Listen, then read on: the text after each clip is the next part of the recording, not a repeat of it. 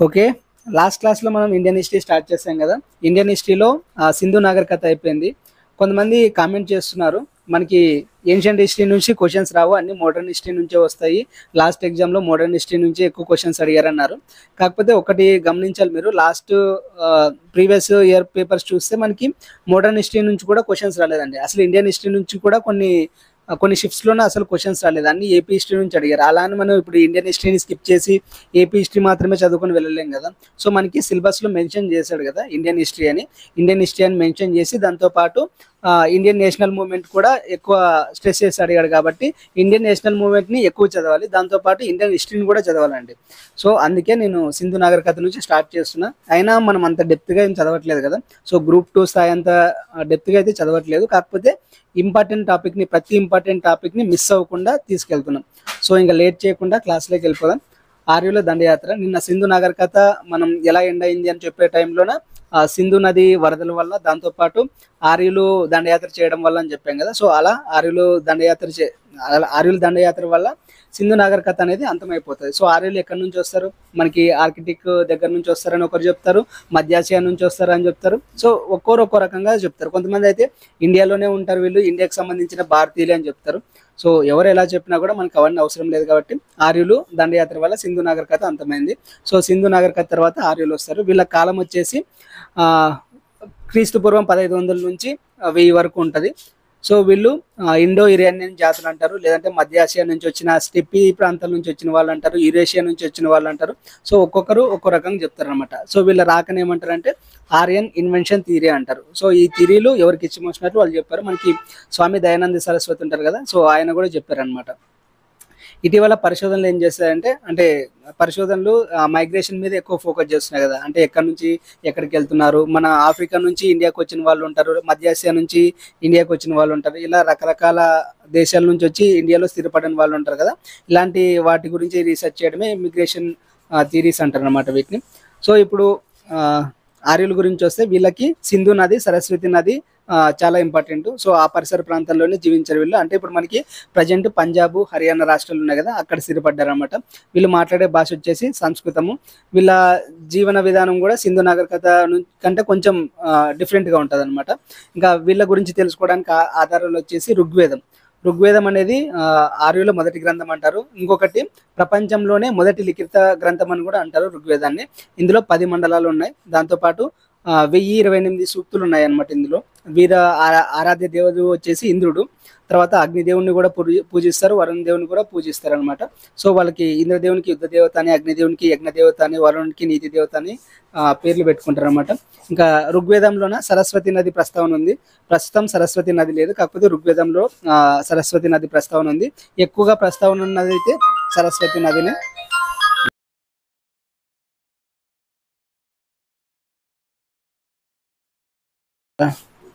వీళ్ళు దస్యులతో యుద్ధాలు చేసినట్టు చెప్తారు. దస్యులు అంటే స్థానిక జాతులతో యుద్ధాలు చేసినట్టు చెప్తారు. ఇంకా ఆర్యులు రథాలు, గుర్రాలని, ఇనుప ఆయుధాలని ఎక్కువ వాడారు. సో దానివల్లనే వీళ్ళు ఎక్కువ శక్తివంతంగా ఉన్నారు అనమాట. సో దానివల్లనే వీళ్ళ దండయాత్ర వల్ల సింధు నాగరికత ప్రజలు అంతమయ్యారని కూడా చెప్తారు. సో వీళ్ళ సమాజ నిర్మాణం ఎలా ఉండేది, వీళ్ళు గిరిజనులు జీవిస్తారు కదా, ఆ టైప్ ఆఫ్ జీవితాన్ని ప్రారంభించారు అనమాట. వాటిని విష్ అంటారు, జన అంటారు. వీళ్ళ నాయకుని రాజన్ అంటారు. వీళ్ళకి వర్ణ వ్యవస్థ అప్పుడే స్టార్ట్ అయింది. సో బ్రాహ్మణులు, క్షత్రియులు, వైశ్యులు, శూద్రులు అనే వాళ్ళు అక్కడ నుంచే స్టార్ట్ అయింది. సో వర్ణ వ్యవస్థ అనేది ఆర్య నాగరికత నుంచే స్టార్ట్ అయింది అనమాట. స్త్రీలకు సమాజంలో గౌరవం ఉందా లేదా అంటే ఉంది. ఎందుకంటే గార్గి, మైత్రేయి అనే వాళ్ళు బాగా చదువుకున్న వాళ్ళు అనమాట. ఆ టైంలోనే వీళ్ళు గ్రంథాలు కూడా రాస్తారు. సో గార్గి, మైత్రేయి అనే వాళ్ళు అమ్మాయిలు. సో ఆర్థిక వ్యవస్థ ఎలా ఉండేది వీళ్ళకి, సో వీళ్ళు పశుపోషణ మీద ఎక్కువ ఆధారపడేవాళ్ళు. పశుపోషణ, వ్యవసాయం మీద ఆధారపడేవాళ్ళు. వీళ్ళు పండించిన పంటలు బార్లీ, గోధుమ. సో గోవుల్ని ఎక్కువగా పెంచేవాళ్ళు, అంటే ఆవుల్ని ఎక్కువ పెంచేవాళ్ళు. ఆవుల కోసం యుద్ధాలు కూడా జరిగేవి. ఇంకా వాణిజ్యంలోన కొంచెం తగ్గించారన్నమాట. మళ్ళా సింధు నాగరికత ప్రజలైతే మనకి మెసపటోనియాతోన వాణిజ్యం చేశారు కదా, వీళ్ళు ఆ రేంజ్లో కాకపోయినా కొంచెం ఇండియా వైడ్గానే చేశారు. ఇంకా బార్టర్ పద్ధతి అమలులోకి వచ్చింది. వస్తు మార్పిడి పద్ధతి అంటారు కదా, సో వస్తు మార్పిడి పద్ధతి అమలులోకి వచ్చింది. యజ్ఞాలు చేసేవాళ్ళు. వీళ్ళ ప్రధాన దేవతలు వచ్చేసి ఇంద్రుడు, అగ్నిదేవుడు. సో ఋగ్వేదంలోన స్తోత్రాలు, దేవతలకి అర్పణలు ఎలా చేయాలి, యాగాలు ఎలా చేయాలి, యజ్ఞాలు ఎలా చేయాలి, ఇలాంటివి అన్ని ఋగ్వేదంలో ఉంటాయి అన్నమాట. సో నెక్స్ట్ మనకి వైదిక కాలం ఉంటుంది. వైదిక కాలం వచ్చేసి టైం పీరియడ్ సేమ్ ఆర్యల్ టైం పీరియడ్ ఉంటుంది, వాళ్ళ తర్వాత ఉంటుంది. తర్వాత వైదిక కాలం వచ్చేసి క్రీస్తు పూర్వం 1500 నుంచి క్రీస్తు పూర్వం 600 వరకు ఉంటుంది అనమాట. ఇది రెండు రకాలు ఉంటాయి, ఋగ్వేదిక కాలం తర్వాత ఉత్తర వైదిక కాలం ఉంటుంది. దీన్ని వేరే రకాలుగా కూడా పిలుస్తారు, కాకపోతే మనకి పూర్వ వైదిక కాలం ఉత్తర వైదిక కాలం అని కూడా అంటారు. పూర్వ వైదిక కాలాన్ని ఋగ్వేదిక కాలం అంటారు. ఇది 1500 క్రీస్తు పూర్వం 1500 నుంచి క్రీస్తు పూర్వం 1000 వరకు ఉంటుంది. ఇది ఋగ్వేదిక కాలము. 1000 నుంచి 600 వరకు ఉండేది ఉత్తర వైదిక కాలము. ఇక్కడే మనకి యజుర్వేదం, సామవేదం, అధర్వ వేదం, ఉపనిషత్తులు, బ్రాహ్మణ గ్రంథాలన్నీ ఈ ఉత్తర వైదిక కాలంలోనే రచించారనమాట. సో విశేషాలు ఏమున్నాయి ఇక్కడ అంటే ఋగ్వేదిక కాలంలోన వీళ్ళు పంజాబ్ సరస్వతి నది పరిసరాల్లో ఉండేవాళ్ళు. వీళ్ళు సరళంగా గిరిజన ఆధారితంగా ఉండేవాళ్ళు అనమాట. అంటే గిరిజనులు ఎలా బతుకుతారో అలా ఉండేవాళ్ళు అనమాట. సో యజ్ఞాలు, దేవతారాధన ఇలాంటివి చేసేవాళ్ళు. పశుపోషణలో గోవులు చెప్పుకున్నాం కదా ఇందాకే, ఆర్యులు ఎలా జీవించారో అలాగా.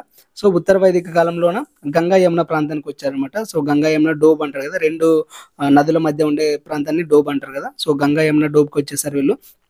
కొంచెం సమాజం సంక్లిష్టంగా మారింది, అంటే వర్ణ వ్యవస్థ బలపడింది అనమాట. ఇంతకుముందు జస్ట్ 4 వర్ణాలు ఉన్నాయి కదా, ఆ 4 వర్ణాల్లోన ఇంకా కొంచెం స్ట్రిక్ట్గా రూల్స్ ఫాలో అయ్యమన్నమాట. అంటే బ్రాహ్మణ్స్ కొంచెం ఆధిక్యతని ప్రదర్శించే వాళ్ళు అనమాట. సో ఉపనిషత్తులు కూడా అందుబాటులోకి వచ్చాయి. సో ఉపనిషత్తుల్లో మనకి ఆధ్యాత్మిక ఆలోచనలు అనేవి ఎక్కువైపోయినాయి అనమాట. ఆత్మ గురించి, బ్రహ్మ గురించి ఎక్కువగా శోధించడం మొదలుపెట్టారు. సో మనకి వేదాలు 4 కదా, ఋగ్వేదం, యజుర్వేదం, సామవేదం, అధర్వ వేదం. ఇంకా బ్రాహ్మణ గ్రంథాలు వచ్చేసి వాటిలో ఏముంటాయంటే యజ్ఞాలు ఎలా చేయాలి, హోమాలు ఎలా చేయాలి, వాటి పద్ధతులు అన్నీ ఉంటాయి అనమాట. ఇంకా ఉపనిషత్తుల్లోన ఆధ్యాత్మిక ఆలోచనలు ఉంటాయి. సో ఈ ఉపనిషత్తులు అనేవి గురువులు శిష్యుల నుంచి తెలుసుకునే వాక్యాలు అనమాట ఇవి. సో మనకి జస్ట్ అలా తెలుసుకుంటే చాలు. నెక్స్ట్ మహాజనపదాల ఆవిర్భావం. ఇది వచ్చేసి క్రీస్తు పూర్వం 600 నుంచి క్రీస్తు పూర్వం 400 సంవత్సరాల వరకు ఉంటుంది.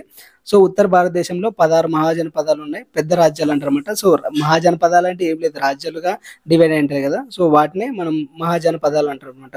మొత్తం ఇండియా ఫస్ట్లోనే ఇప్పుడు స్టేట్స్గా డివైడ్ అయింది కదా, అప్పట్లో రాజ్యాలుగా డివైడ్ అయ్యేది అనమాట. సో ఎవరు రాజ్యాన్ని వాళ్ళు పరిపాలించుకునే వాళ్ళు, ఆ రాజు కింద మళ్ళీ చిన్న చిన్న రాజ్యాలు ఉండేవి. పెద్ద రాజ్యాల్ని మహాజనపదాలు అంటారు అనమాట. సో ఈ కాలంలోన రెండవ నగరీకరణ జరిగింది. ఫస్ట్ నగరీకరణ ఎప్పుడు జరిగిందంటే సింధు నాగరికత టైంలోన ఫస్ట్ నగరీకరణ, అర్బనైజేషన్ అంటారన్నమాట. సో అక్కడ ఒక అర్బనైజేషన్, ఇక్కడ సెకండ్ అర్బనైజేషన్ జరిగిందనమాట. సో ముఖ్యమైన జనపదాలు మగధ, కోసల, వజ్జి, అవంతి, కాశీ, అంగ, వంశం. మనకి 16 కూడా ఇంపార్టెంట్. ఆ 16 వాటి రాజధానులు కూడా ఇంపార్టెంట్. అవి కూడా కింద మీకు డీటెయిల్గా ఇచ్చాను, అవి కూడా చూసుకోండి. సో మొత్తం మహాజనపదాల్లోన అత్యంత శక్తివంతమైన రాజ్యం ఏదంటే మగధ.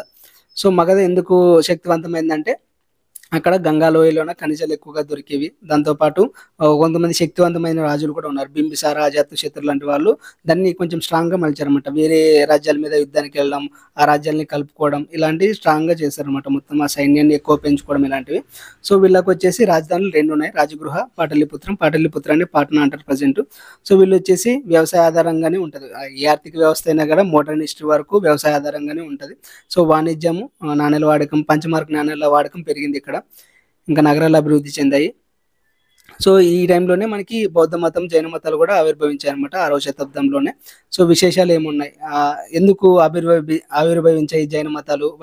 వైదిక మతం నుంచి జైన మతానికి, బౌద్ధ మతానికి ఎందుకు కన్వర్ట్ అయ్యారంటే కుల వ్యవస్థ బలపడడం వల్ల. సో కుల వ్యవస్థ బలపడడం వల్ల యజ్ఞాలు, యాగాలు చేయడం అనేది చాలా ఖర్చుతో కూడుకుంది కదా.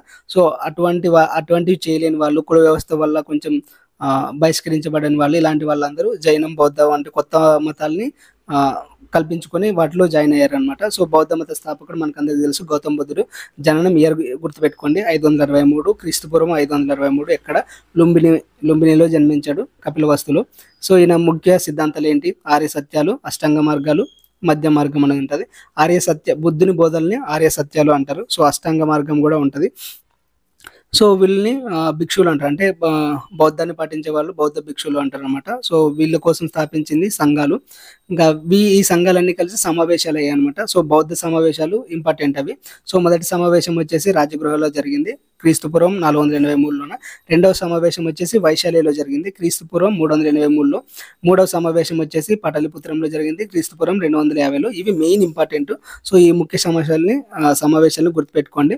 నెక్స్ట్ జైన మతం. జైన మతంలో జైన మత స్థాపకుడు వచ్చేసి వర్ధమాన మహావీరుడు. ఈయన 24వ తీర్థంకరుడు. మొదటి తీర్థంకరుడు వచ్చేసి పార్శ్వనాథుడు అనుకుంటా. ఋషభనాథుడు. సో ఋషభనాథుడు మొదటి తీర్థంకుడు. సో వీళ్ళందరూ జైన మతానికి గురువులు లాంటి వాళ్ళు అనమాట. సో 24వ తీర్థంకుడు వర్ధమాన మహావీరుడు చాలా ఇంపార్టెంట్. సో ఈయన గురించి మనకి ఓన్లీ ఇంపార్టెంట్ మాత్రమే టచ్ చేసుకుంటూ వెళ్తాం కాబట్టి నేను ఇంకా డీప్గా వెళ్ళట్లేదు. సో ఈయన జననం వచ్చేసి క్రీస్తు పూర్వం 540 వైశాలిలో జన్మించాడు. సో ముఖ్య సిద్ధాంతాలు వచ్చేసి అహింస, సత్యం, అస్థేయ, అపరిగ్రహ అని చెప్తారు. సో ఈయన అవి అంతకుముందు ఉండేవి. వర్ధమాన మహావీరుడు వచ్చేసి బ్రహ్మచర్యాన్ని కూడా దాంట్లో తీసుకొచ్చాడు అనమాట. సో 5 సిద్ధాంతాల్ని చెప్పాడనమాట ఆయన. త్రిరత్నాలు కూడా ఈయన పాటించారు. త్రిరత్నాలు కూడా ఈయన బోధించినవే. సమ్యక్ జ్ఞానం, సమ్యక్ దర్శనం, సమ్యక్ చరిత్ర అనేవి త్రిరత్నాలు అంటారు. అక్కడ మనకి బౌద్ధ మతంలోనే త్రిపీఠకాలు వస్తాయి, జైన మతంలో త్రిరత్నాలు వస్తాయి. అది తేడా ఉంటుంది చూడండి. నెక్స్ట్ నంద సామ్రాజ్యం. నంద సామ్రాజ్యాన్ని స్థాపించింది మహాపద్మనందుడు. ఈయన శూద్ర సంతతికి చెందినవాడైన. సో ఈయన రాజధాని వచ్చేసి పాటలీపుత్రం, పాట్నానే. సో మగధ సామ్రాజ్యానికి రాజధాని వచ్చేసి పాటలీపుత్రం లేదంటే రాజగృహ ఉంటుంది. నందులు మగధని శక్తివంతమైన సామ్రాజ్యంగా తీర్చిదిద్దారు. సో ఉత్తర భారతదేశంలో ఉన్న రాజ్యాలందరినీ ఏకీకృతం చేశారన్నమాట. అంటే అన్నింటినీ వీళ్ళు దండయాత్ర చేసి వీళ్ళలో కలుపుకున్నారు అనమాట. సో వీళ్ళలో ఇంపార్టెంట్ ఎవరు అంటే మహాపద్మనంద. ఈయన వచ్చేసి కళింగ, కోసల, కురు అనే రాజ్యాల్ని జయించాడు. తర్వాత ధనానందుడు ఉంటాడు. నందుల్లో చివరి రాజు అనమాట ధనానందుడు. ఈయన పన్నులు ఎక్కువ విధించేవాడు అనమాట. సో ధనానంద పన్నులు ఎక్కువ విధించేవాడు. నెక్స్ట్ చంద్రగుప్త మౌర్యుడు వస్తాడు. చంద్రగుప్త మౌర్యుడు కౌటిల్యుడు అంటే మనకి చాణక్యుడు అంటారు కదా. సో ఆయన సహాయంతో ధననందుని ఓడించి మౌర్య సామ్రాజ్యాన్ని స్థాపిస్తాడు అనమాట. సో వీళ్ళ ఆర్థిక వ్యవస్థ, నందుల ఆర్థిక వ్యవస్థ ఎలా ఉండేదంటే వీళ్ళకి 2 లక్షల పదాతి ధనం, 20,000 గుర్రాలు కూడా ఉండేవి. సో అవన్నీ అంత ఇంపార్టెంట్ కాదు. నెక్స్ట్ మౌర్య సామ్రాజ్యం. మౌర్య సామ్రాజ్యం వచ్చేసి మనకి 321 నుంచి అంటే క్రీస్తు పూర్వం 321 నుంచి క్రీస్తు పూర్వం 185వ సంవత్సరం వరకు మౌర్య సామ్రాజ్యం అనేది ఉంటుంది. సో దీని స్థాపకుడు వచ్చేసి చంద్రగుప్త మౌర్యుడు. ఈయన రాజధాని వచ్చేసి పాటలీపుత్రమే. సో మగధ రాజధాని పాటలీపుత్రమే. నెక్స్ట్ ఈయన కూడా భారతదేశాన్ని ఏకీకృతం చేయడానికి చాలా ఇంపార్టెంట్ పర్సన్.